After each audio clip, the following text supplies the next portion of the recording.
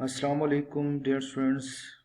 आज हम मूव कर रहे हैं फर्स्ट ईयर के लेक्चर नंबर 4 की तरफ, जिसमें हम चैप्टर नंबर 9 की एक्सरसाइज 9.1 को सॉल्व कर रहे थे। आज हम सॉल्व करेंगे क्वेश्चन नंबर 3, 4, 5, 6, 7 एंड 8 को। ये तमाम के तमाम question examination point of view से बहुत इंपॉर्टेंट क्वेश्चन हैं। इनको हम देखेंगे और ये भी बताएंगे कि ये एग्जाम्स में कब कब आ चुके हैं।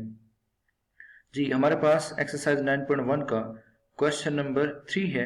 Very important question examination point of view से। आपने इस क्वेश्चन को गौर से देखना है, समझना है, और इसके बाद मैं आपसे एक असाइनमेंट आपको दूंगा और उसका आंसर आपने मेरे यूट्यूब चैनल के कमेंट्स में आपने करना है। क्वेश्चन नंबर 3 है मेरे पास। What is the circular measure of angle between the hands of watch at 4 o'clock? कि मेरे पास ये क्लॉक है, ये घड़ी है। आपसे पूछा कि हैंड्स ऑफ क्लॉक ये है, जो घड़ी की सुइयां होती हैं उन्हें हैंड्स ऑफ क्लॉक कहा जाता है। आपको ये कहा जा रहा है कि अगर 4 बज रहे हो, जब 4 बज रहे हैं तो आपको क्लियर नजर आ रहा है इस डायग्राम से कि जो आर वाली सुई है, नीडल है, जो घंटे वाली सुई है वो एग्जैक्ट 4 पे है, 4 पे है, और जो मिनट वाली सुई है वो एग्जैक्ट 12 पे है। हमने ये बताना है कि ये जो हैंड्स ऑफ क्लॉक हैं, ये इनके दरमियान एंगल कितना बन रहा है, कितने डिग्री बन रहा है। तो ये बताने की हम कोशिश करेंगे। आपने इस डायग्राम को अगर आप गौर से समझ लिया तो फिर जो मैं आपसे असाइनमेंट पूछूंगा वो असाइनमेंट का क्वेश्चन अक्सर का इंट्री टेस्ट के क्वेश्चन में पूछा जा चुका है। तो इसको क्वेश्चन को आपने गौर से समझना है। हम ये बात गौर से अगर देखें तो ये जो क्लॉक है इसकी शेप सर्कल से मिलती जुलती है। अब ये बात हम जानते हैं कि एक सर्कल के अंदर टोटल एंगल 360 डिग्री होते हैं।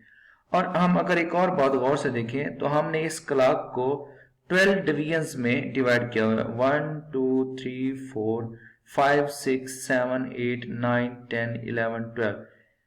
तो टोटल एंगल जो इस सर्कल में बन रहा है वो 360 डिग्री है, और इस सर्कल को हमने 12 हिस्सों में 12 इक्वल पार्ट्स में हमने डिवाइड किया हुआ है।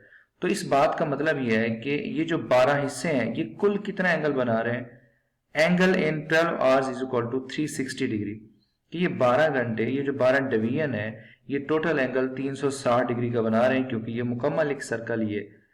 अगर 12 घंटे 360 के एंगल बना रहे हैं तो एक घंटा कितना बनाएगा। एंगल इन 1 आवर, ये 12 इधर आके डिवाइड हो जाएगा, 360 डिवाइडेड बाई 12।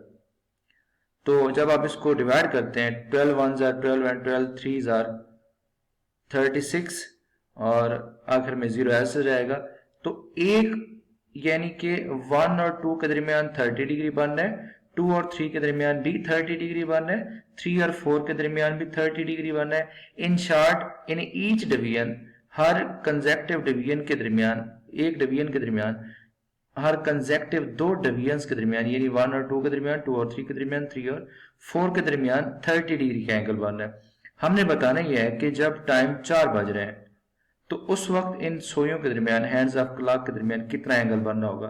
तो आसान से बात है, हम ये करेंगे, angle at 4 o'clock is equal to 4 multiply by 30 degree.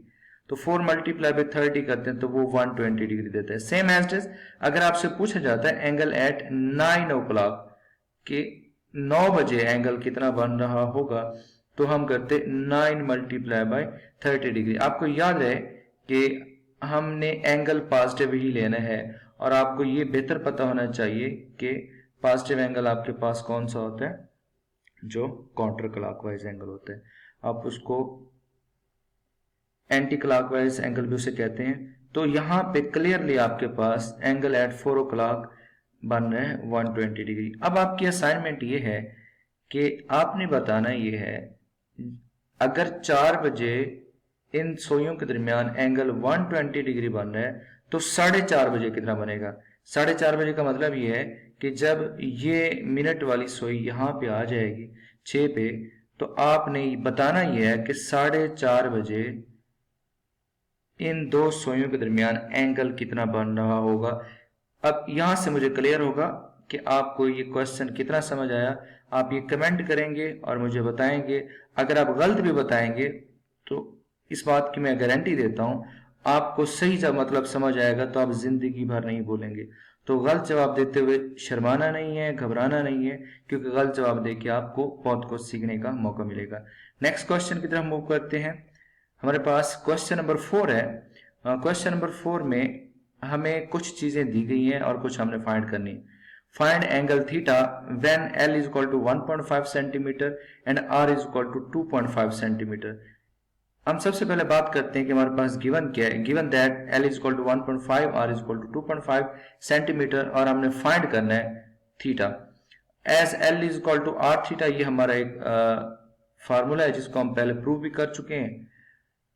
इस फार्मूले का जब आप इस्तेमाल कर रहे हो तो इसमें जो सबसे इंपॉर्टेंट बात है वो आपने ये पकड़नी है, थीटा को पकड़ना है। थीटा का यूनिट सबसे इंपॉर्टेंट है। याद रखिएगा, आप जब भी इस फार्मूले का इस्तेमाल करेंगे थीटा उस केस में रेडियन ही यूज करेंगे। अगर थीटा अदर देन रेडियन आप ले रहे हैं तो आपका क्वेश्चन गलत होगा। यानी अगर आप डिग्री में ले रहे हैं, DMS सिस्टम में ले रहे हैं, तो आपका आंसर गलत ही होगा। आपने इस बात का खास ख्याल रखना है, theta must be in radian. अगर रेडियन में नहीं है तो उसे रेडियन में कन्वर्ट करेंगे, लेकिन इस क्वेश्चन में इस पे कोई असर नहीं पड़ेगा क्योंकि थीटा हमने फाइंड करना है। अगर मुझे थीटा फाइंड करना है तो थीटा के साथ r मल्टीप्लाई हो रहा है, ये लेफ्ट हैंड साइड पे आके डिवाइड हो जाएगा। यानी theta is equal to L over R। L की वैल्यू पुट करेंगे वो 1.5 और R की वैल्यू पुट करेंगे वो 2.5 है। 1.5 divided by 2.5 that is equal to 0.6। और याद रखिएगा theta is equal to 0.6 radian इसका आंसर होगा। और एक और चीज, जो L का यूनिट होगा वही R का यूनिट होना चाहिए, जो R का यूनिट है वही L का यूनिट है। अगर L सेंटीमीटर में है और R मीटर में है तो आप R को सेंटीमीटर में कन्वर्ट कर दें या L को मीटर में कन्वर्ट कर दें। इनके दोनों के यूनिट सेम होने चाहिए। नेक्स्ट पार्ट में आएंगे, सेकंड पार्ट है हमारे पास दिया गया है क्वेश्चन नंबर 4 के सेकंड पार्ट में थीटा फाइंड करना है। L is equal to 1.5 centimetre and R is equal to 2.5 centimetre. तो वही तरीकेकार वही अपनाएंगे तमाम क्वेश्चन में। क्या दिया गया है, L दिया गया, R दिया गया, फाइंड क्या करना है थीटा। फार्मूले का इस्तेमाल करेंगे, L is equal to R theta. Theta की वैल्यू चाहिए, R इधर आके लेफ्ट हैंड साइड पे डिवाइड हो जाएगा। Theta is equal to 3.2 over 2, तो इसका आंसर आता है 1.6 रेडियन। नेक्स्ट हम मूव करते हैं क्वेश्चन नंबर 5 के पार्ट 1 की तरफ। Again very important short question. अब इसमें हमने L फाइंड करना है जबकि हमें थीटा दिया गया है और R भी हमें दिया गया है। Given that theta is equal to pi radian and R is equal to 6 centimetre.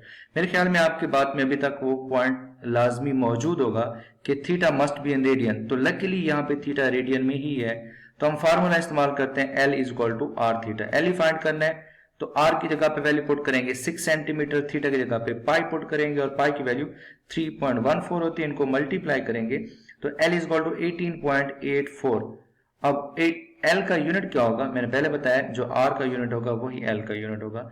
That is your required answer. लेकिन इसके बाद का जो पॉइंट है सेकंड पार्ट, वो बहुत इंपॉर्टेंट है।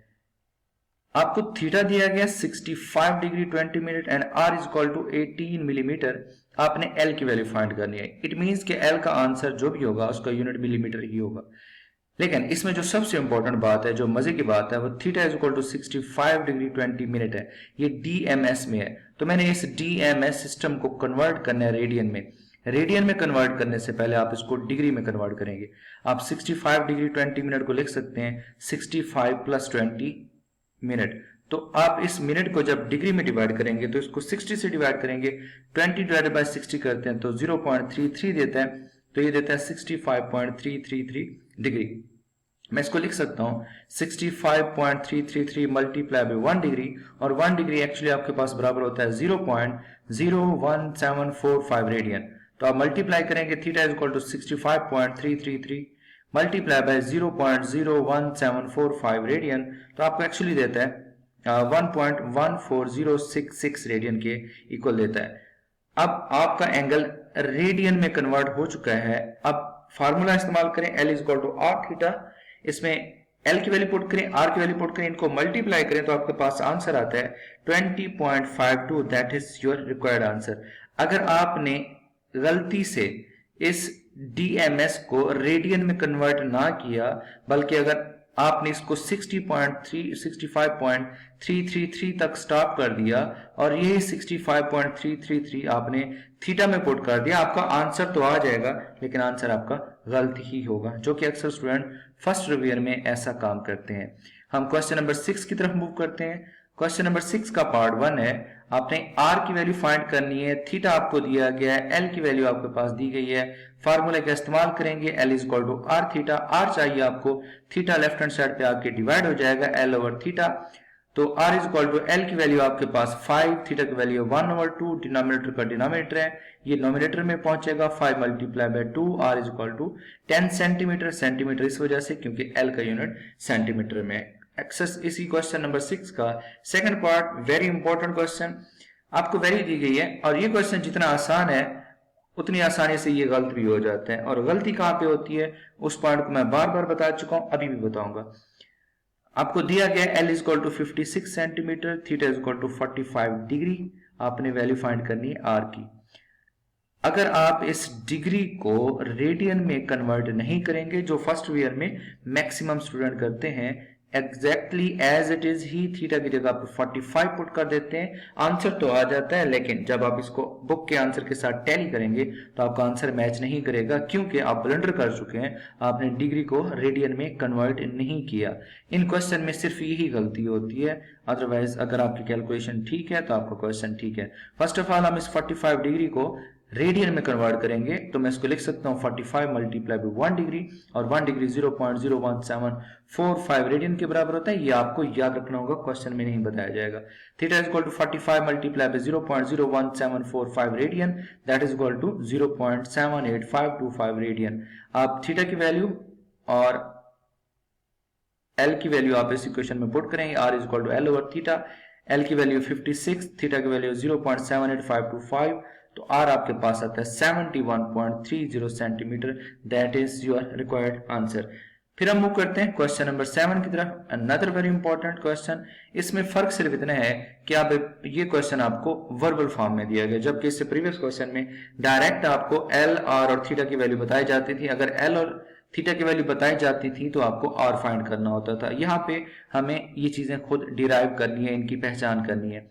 What is the length of arc intercepted on a circle of radius 14 cm by the arms of a center angle of 45 degree. मेरे पास कोई सर्कल है, वहां पे एक आर्क बन रही है, ये आर्क ए बी है। जब हम इसको सेंटर से मिलाते हैं तो ये कहा गया कि सेंट्रल एंगल जो है वो 45 डिग्री है, जबकि रेडियस आपके पास 14 सेंटीमीटर के बराबर है। आप यहाँ पे L की वैल्यू फाइंड करेंगे। What is the length of the arc, हमने लेंथ फाइंड करनी है। सबसे पहले बात करेंगे, हमें दिया क्या गया, हमें रेडियस दिया गया 14 सेंटीमीटर, हमें एंगल थीटा दिया गया 45 डिग्री, जिसको हम पहले रेडियन में कन्वर्ट करेंगे प्रीवियस क्वेश्चन की मदद से। तो ये मेरे पास आ जाता है 0.78525 radian. L is equal to R theta का फार्मूला इस्तेमाल करेंगे। R की वैल्यू आपके पास है 14 मल्टीप्लाई बाय थीटा आपके पास 0.78525, इसमें पुट करेंगे, मल्टीप्लाई करेंगे तो L is equal to 10.99 centimetre, इस वजह से है क्योंकि R का यूनिट सेंटीमीटर है। इसमें next question, very important question, another question number 8। Question number 8 में find the radius of the circle in which arms of a centre angle of measure radian 1 degree 1 radian, cut off an arc of length 35 centimetre. मुझे theta दिया गया 1 radian, मुझे length of arc दी गई है 35 centimetre, मुझे are find करना है। यहाँ पे थीटा ऑलरेडी रेडियन में कन्वर्टेड है, मुझे ट्रांसफॉर्म नहीं करना पड़ेगा। L is equal to R theta और R है L ओवर थीटा के बराबर। यहाँ पे L की वैल्यू पुट करेंगे 35, थीटा की वैल्यू पुट करेंगे 1, 35 over 1 that is equal to 35। L का यूनिट क्योंकि सेंटीमीटर में था, लिहाजा R का यूनिट भी सेंटीमीटर में ही रहेगा। ये था आज का क्वेश्चन, जिसमें हमने एग्जामिनेशन पॉइंट ऑफ व्यू से तमाम इंपॉर्टेंट क्वेश्चन को सॉल्व किया है। हर साल डिफरेंट बोर्ड्स के पेपर में इन जो आज के सवालात हमने सॉल्व किए, इनमें से अक्सर MCQ शॉर्ट क्वेश्चन में ये तमाम के तमाम सवालात पूछे जाते हैं, लिहाजा आप तमाम क्वेश्चंस को 1 बाय 1 सॉल्व करेंगे। अगर मैं अपना एक्सपीरियंस बताऊं तो जब मैं फर्स्ट ईयर का स्टूडेंट था तो मुझसे पहले अटेम्प्ट में ये तमाम सवालात गलत हुए थे, जिसकी मुझे पनिशमेंट भी मिली थी। और गलती की वजह सिर्फ यही थी कि मैंने थीटा को रेडियन में कन्वर्ट नहीं किया था। तो आप इसमें एहतियात करेंगे, प्रैक्टिस करें, बार बार प्रैक्टिस करें। नेक्स्ट लेक्चर में मिलते हैं, तब तक के लिए अल्लाह हाफिज।